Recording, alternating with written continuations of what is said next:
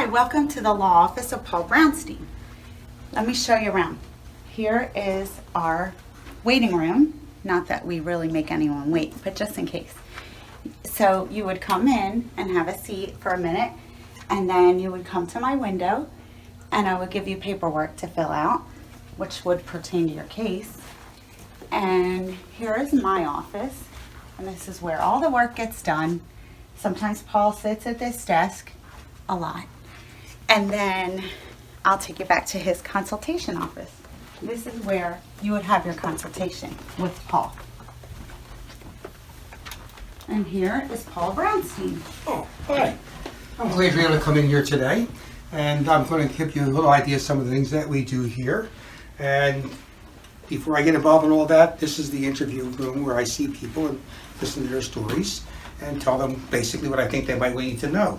And as I like to tell people, virtually everything in this room has some kind of story behind it, which very often is relevant to what clients want when they come in here.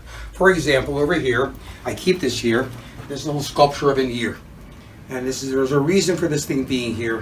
When I was growing up, people said, gee, you ought to be a lawyer, you have what's called the gift of gab. People think to be a good lawyer, you need to know how to talk. And even though there's some truth in that, the reality is that's not the number one skill a lawyer needs.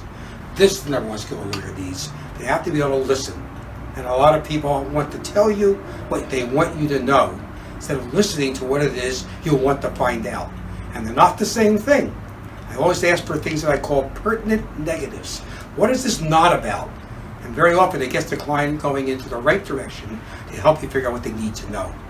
Another example is this picture I have here on my wall, which I've had for a very long time. And I keep it here for two reasons. First of all, I like it. Of course, I like this picture a lot. But here's the story. Many years ago, I was married in a first marriage, and it wound up in a not very happy divorce. A little bit to do with how come I do a lot of divorce work these days. I've been there, done that. I'm not going to be some abstract person telling you how to live your life and do your divorce, never having had the personal experience. I do have a personal experience. But here's the reason why it's here. My first wife knew I had bought this thing for very little money, many years before. And one day, a man who owned a gallery came to see me and wanted to buy this thing, and offered a great deal more money for it than I ever imagined or that I paid for it. And I made perhaps the mistake of telling my first wife about that adventure that day, and she remembered it. The day came when it was time for our divorce to happen, which is unfortunate. We litigated over this thing. My wife wanted it very badly and made me really, really work hard to save it, because I thought it was mine. I thought it was, I felt that way, I fought for it. It's here today, as I said, partly because I really like it. Clearly I won. And winning is the point I'm going to make here. I remind myself and I tell my clients, it wasn't worth it. Don't spend a lot of time and energy fighting over things that may not matter later and what it might cost you because of that. Not a good idea. Over here is a blowgun, a real one. This is right from Africa. It came from there. It's not a model, it's not a mock-up, it's the real thing. I got this from a client who thought that I was going to be able to use this thing to show the other party what this case is really all about. People think that. I keep it here because it's kind of clever, and I remember that, and I really like it, and it tells me what it's all about in this business, which is doing for people what they need, which may not necessarily be what people ought to have. As an example, I have down here a cartoon I keep for my clients in my divorce cases. This is clever. It's a man who's obviously a lawyer talking to his client. And he says to the client, your wife's also asking that you rot in hell for eternity. But I think that's negotiable. Well, there's a joke to that, but it's deadly serious. People should not be spending time and energy arguing over things unnecessary, and the client who doesn't know these things, in a manner of speaking, I've been divorced 2,000 times, the client is all new and unusual to them. And perhaps in closing, I'm going to show this last picture I have here on the wall. And I got this in an antique shop one year. I sometimes ask clients, can you read this thing? And right away they assume from a distance it's some foreign language. It looks like it might be Hebrew or Greek or something. Actually, George Bernard Shaw invented an alphabet. So this says right here, the George Bernard Shaw alphabet. And it's his own individual letters, which are English, and underneath it in smaller print, it says what it means in regular English print. The greatest problem of communication is the illusion that it has been accomplished.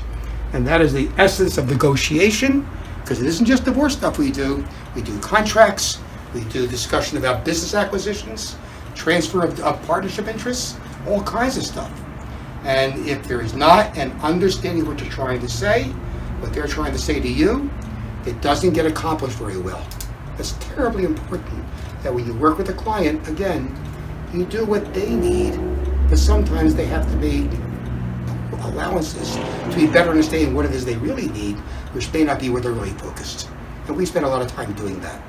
In that regard, I have Lori as my able assistant, and she deals with clients all the time in regard to things that either are not necessarily requiring a lawyer's time directly, because it's not technical, or it may be because I'm not here, because I'm in court a heck of a lot, or maybe it's just because she can talk to them in a way that's person to person without the technical stuff getting in the way.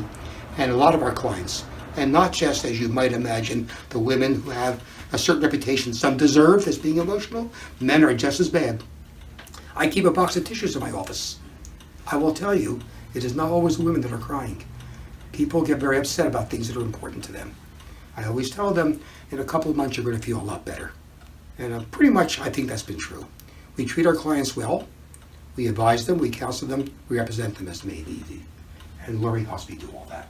I love dealing with the clients because they're people, and they might be our 1000th case, but it's their only case. So I love to help people, and I love that everybody's story is different. I think what I might want to do also is spend a couple of seconds here showing you some other features of our office so that you can see how things get done around here. In here, and the light's not on, so if you bear with me, I'll get it later on. We have this room for meetings with our clients and others. We have settlement discussions in here. We do real estate closings, things like that. And you see paperwork work here, and honest to goodness, that paperwork is not even a half of one case. That's in the middle of a very complicated bunch of proceedings. We're going to be doing discovery and depositions on it, and this is where we meet the client and talk about it and spread the papers out so it's convenient. As you came in, you saw the open area for our reception area, and that's what this is right here. And this is where people first come into our office, and they see Lori sitting on the inside. Usually she came out the door to greet you, but she's normally in there. And we are always open when we're available to see people, and we do it here. This is a piece I got in the museum one time. It's appropriate of nothing in particular, it just looks very nice. I found out that it's a real one, and it's nice to have it. If you look through the window here, you can see books on the wall. These are old-time law books. They're different courses I've had to take over the years in different subjects to keep my skills up. And the court wants to see you do that, and I do that regularly, and I actually make use of them. Those bookcases used to have law books in them, research books, all kinds of stuff. This is a modern age. Nobody does that anymore. It's all on the internet, and that I can't show you because it's just internet research. And we do that all the time too.